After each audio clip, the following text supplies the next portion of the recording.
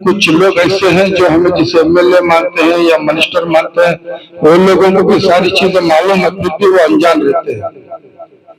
अब रही ये कि एमएलए के पीछे 6 या 7 या 8 काउंसलर बनने वाले रहते हैं, वो खुल करके कौम का साथ नहीं देते, क्योंकि वो अपने मुफाद के पीछे रहते हैं। अस्सलाम वालेकुम रहमतुल्लाहि व बरकातुहू। ये जो सारी बातें, इसके ऊपर गौर करने के बाद ये समझ में आया कि ये काम जो आप लोग ले रहे हैं, आपकी जो बातें हैं उसमें कई बातें जो हकीकत की तरफ है। मेरा सिर्फ इतना कहना है, जो भी काम अगर हिम्मत के साथ में अल्लाह की जात पर रख करके आगे चलें, तो समझता हूँ कि वो काम कामयाबी के साथ हमें हासिल होता है। अब रही दूसरी बात, शरारत छोटा हो या बीच का हो या बड़ा, वो तो शरारत करने वाले करते ही है।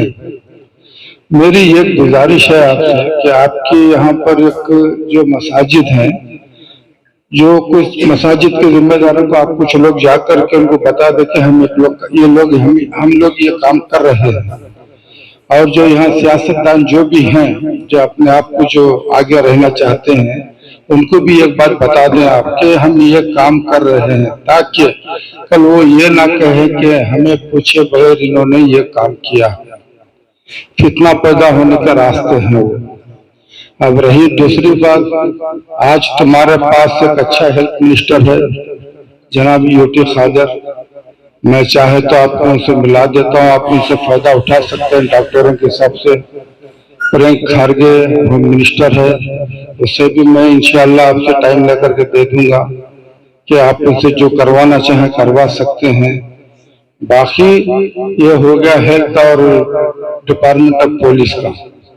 बाकी आप यहाँ जो भी बच्चे हैं ये नशे में क्यों आए, पहले इसके ऊपर नजर रखना चाहिए। किस वजह से ये कमी कहाँ पर आकर के खड़ी है। बच्चे जब उनके हाथ में जब जवानी की तरफ आते, तो बच्चों के हाथ में जब पैसा नहीं होता, माहौल को देखते हैं कि वो अपने जिंदगी ऐसा गुजारा, तो मैं क्यों ऐसा है, ये जब उनके दिमाग में सोच पैदा होती, तो फिर वो बिगाड़ने के आसार है।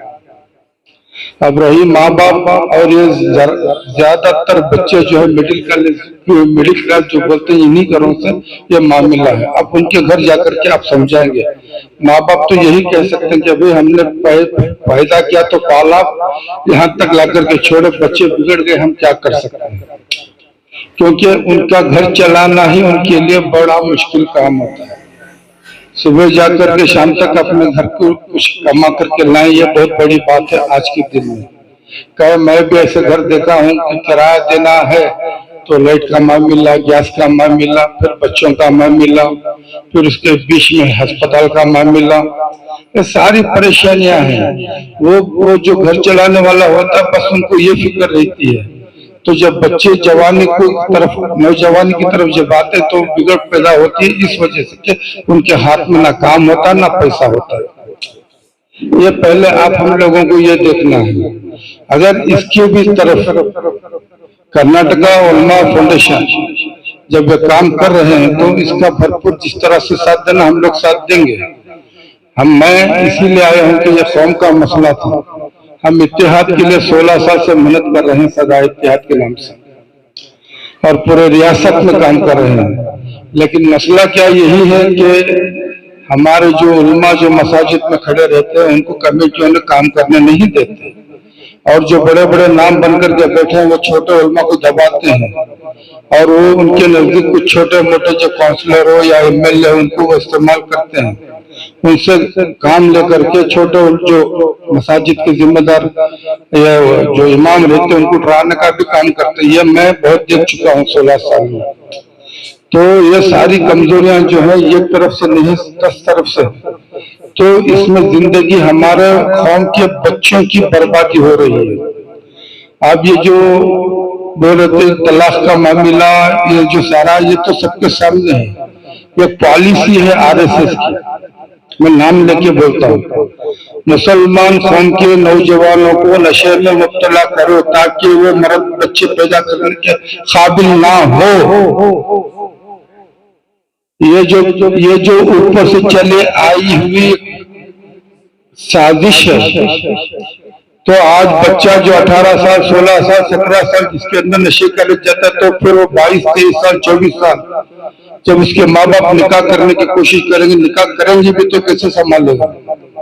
ये जो मामलात हो रहे हैं ये एक अलग साजिश है। तो इसके अंदर हुकूमत भी कुछ लोग ऐसे हैं जो हमें जिसे एमएलए मानते हैं या मिनिस्टर मानते हैं, वो लोगों को भी सारी चीजें मालूम है, फिर भी वो अनजान रहते हैं। अब रही एक एमएलए के पीछे 6 या 7 या 8 काउंसलर बनने वाले रहते हैं, वो खुल करके कौम का साथ नहीं देते क्योंकि वो अपने मुफाद के पीछे रहते हैं। अब रही जब काउंसलर है या कोई छोटा मोटा है, वो मस्जिद का जो बड़े मस्जिद में कोई जिम्मेदार उनको अपने हाथ में रखता है, समझे ना। वो एक आधा घंटा अगर आप सारे मसाजिद में बोल भी देंगे तो कुछ असर होने वाला नहीं है। आप बराए मेहरबानी जितना हो सके जो पॉलिटिकली जो हाई लेवल से जो है इंशाल्लाह साथ देने की कोशिश हम लोग सदा इतने से तो जरूर करेंगे, क्योंकि ये कौम का काम है, इसीलिए हम लोग आए हैं। आपको चाहे पारे सेंट्रल के आदमी से मिलाओ, मिला देता हूँ, स्टेट से बोलो मिला देता हूँ, आप उससे काम ले सकते हैं। ये तो इतना तो मैं कर सकता हूँ जब मैं आने के बाद। अब रही मसला मैंने बता दिया, हमारे बच्चे क्यों बिगड़ रहे हैं उसके ऊपर नजर रखिए। और मैं बहुत पहले से बोल चुका हूँ, अब मैं नाम लेना नहीं चाहता, बहुत से मरहूम हो गए हमारे बड़े बड़े नाम उलमा की। अगर पूरी रियासत मतलब पूरे शहर में ये ज़कात का पैसा एक तरफ अगर लेकर के आते, तो हमारे माए बहने जो गैरों के पास जो सूद लेते हैं वो अगर खत्म कर देते तो सारे मसले खत्म हो जाते थे। मर्द माना जो है काम पे जाना पड़ता है, वो ये सोचता है कि अभी मैं जाकर के कैसे बैठू वहां, अपनी बीवी को घरों के पास भेजता के जाके इतने 1000 रुपए लेके आ।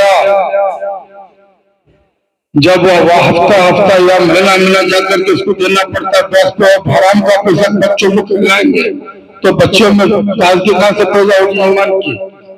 ये जिम्मेदारी किसकी थी? हमारे उलमा की थी। इसे रोक दो, पहले हराम को रोक दो। हमारी बहुत सारी बातें हैं, बहुत लोग मैं बोल बोल के थक गया, तो तभी मैं एक बार उलमा के बारे में भड़क गया था कई बार। मैं तो मरहूम अशरफ अली साहब बाकी रहमतुल्लाह अलैह के साथ भी शमसुल्लाह कादरी रहमतुल्लाह अलैह और 2 दिन के अंदर को 2 मरतबा जाकर के मैंने भी कह दिया, साहब आप कहाँ इस कौम को लेके जा रहे हैं, हम तो इत्तेहाद के लिए मर रहे हैं। ऑल इंडिया उलमा जमीयत के सदर हजरत मौलाना अशरफ अली अपना अरशद मदनी और एक जमात असद महमूद नदवी देवबंद वक्फ सालिम साहब के लड़के अमर सुफिया साहब गुजार रहे हैं। इसी तरह 3 जगह एक ही नाम में 3 रास्ते हो गए। सेम ऐसा बरेली वालों का वैसा ही सेम। मैं लखनऊ के अंदर देखे नदवा का भी यही आलम, पीरी फकीरी में कचोचा वालों का भी यही आलम। आप बताइए ये लोग अपने अपने इस कौम को जो बांट करके रखे हुए हैं, जब ये नहीं है तो इस कौम को ये होने कैसे देंगे? आज जो माप लिंचिंग हो रही है, जो हमारे दाढ़ी वालों को जूते वालों को पकड़ के जलाया जा रहा है, महाराज किसी के खून में इतनी गर्मी नहीं कि उनको जाकर के पूछे। एक हमारे नौजवानी के टाइम से देखते थे यूपी बिहार मुसलमानों का दबदबा था, दबदबा उसको जगह के नाम लेने वाले की जरूरत नहीं थी।